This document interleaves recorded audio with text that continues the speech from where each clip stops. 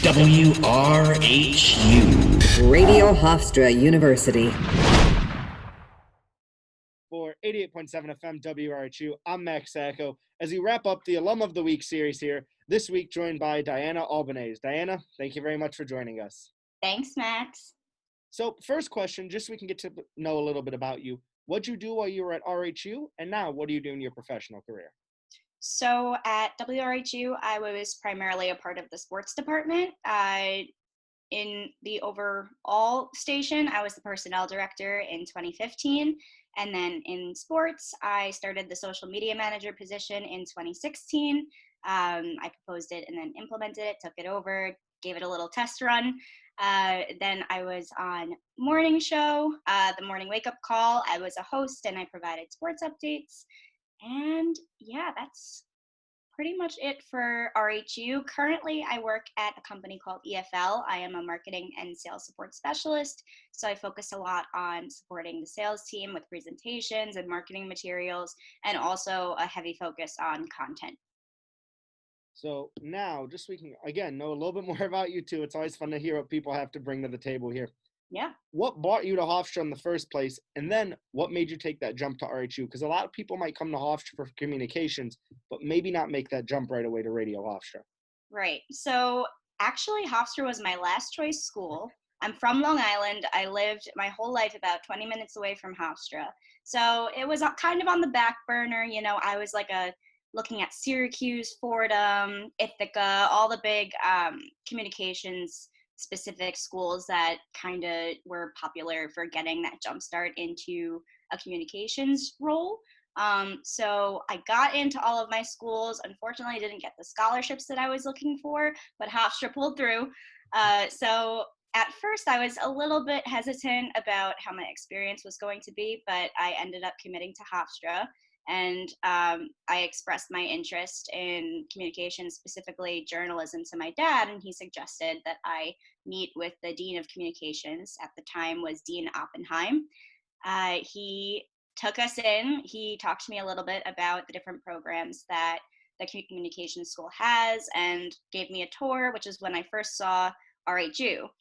I thought it was the most magical thing in the world. I thought it was the coolest thing. Everyone was running around. I don't know what day it was. It was a summer day, so it shouldn't have been busy, but it was.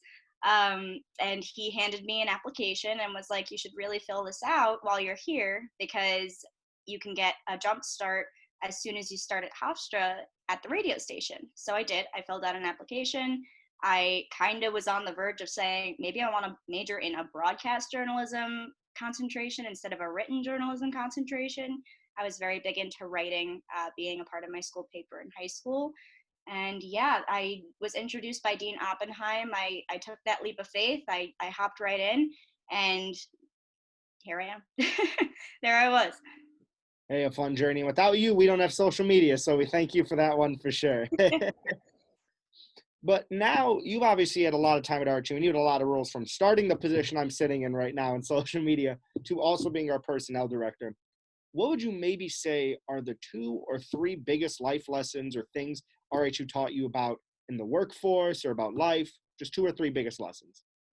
So number one, I would say to be flexible.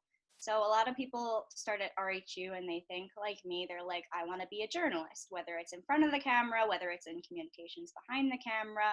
Mostly people want to be, you know, that lead broadcaster, that play-by-play or color commentator for their favorite teams. And that's exactly what I wanted to be. I wanted to be that field reporter for the Yankees. That's exactly where I saw myself in 5-6 years. What a jump that was. But it's good. It's good to dream big, but it's also really important to be flexible.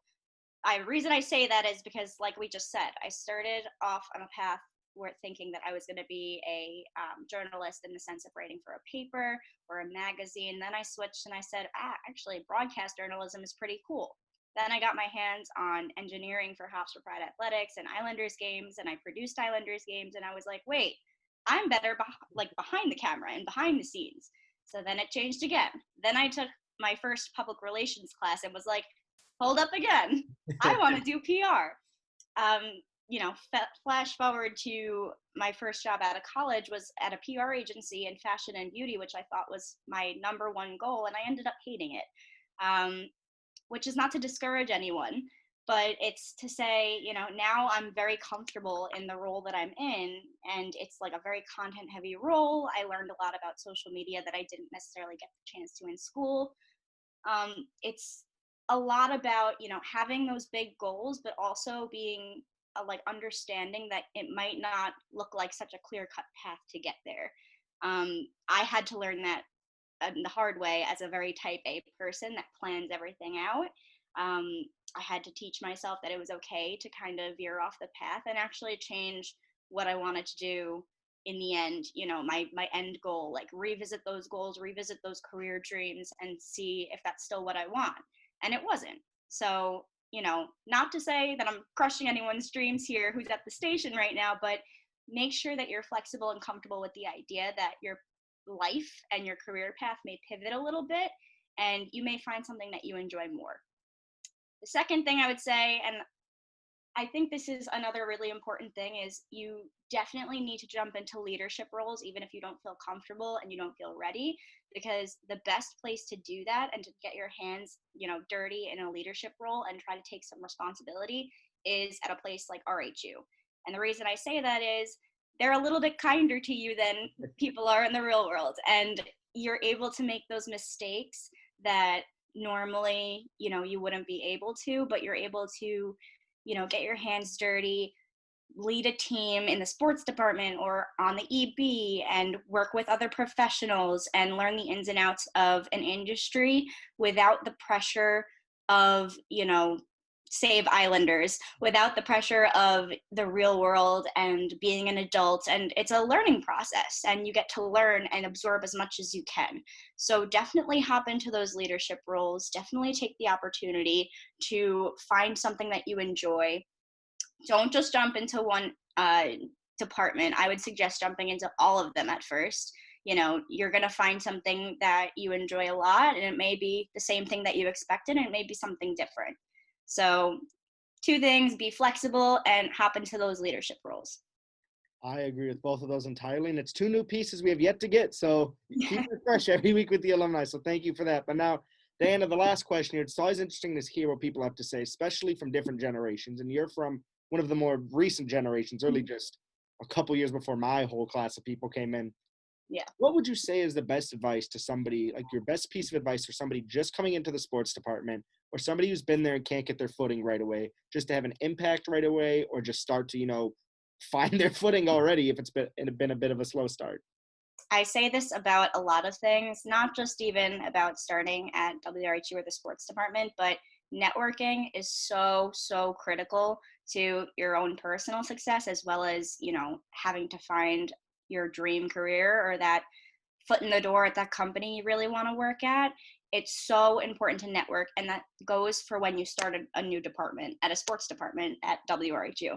So when you get in there, you may not be behind the mic within the first 30 days. You may not be behind the mic within the first year. You're still learning. There's still a learning curve, and unless something crazy happens, you're not going to jump right into something without learning first. So talk to everyone. See what everyone has to say in the department, talk to the seniors, talk to the juniors, see what they've done, ask them about beat reporting, ask them about play-by-play, ask them about one of Hofstra's lead basketball players right now. See what bits and pieces of information you can get about talking to different teams and how different coaches respond. It's so important that you have that insight, and the only way you're going to get that insight is by talking to other people. So don't be afraid.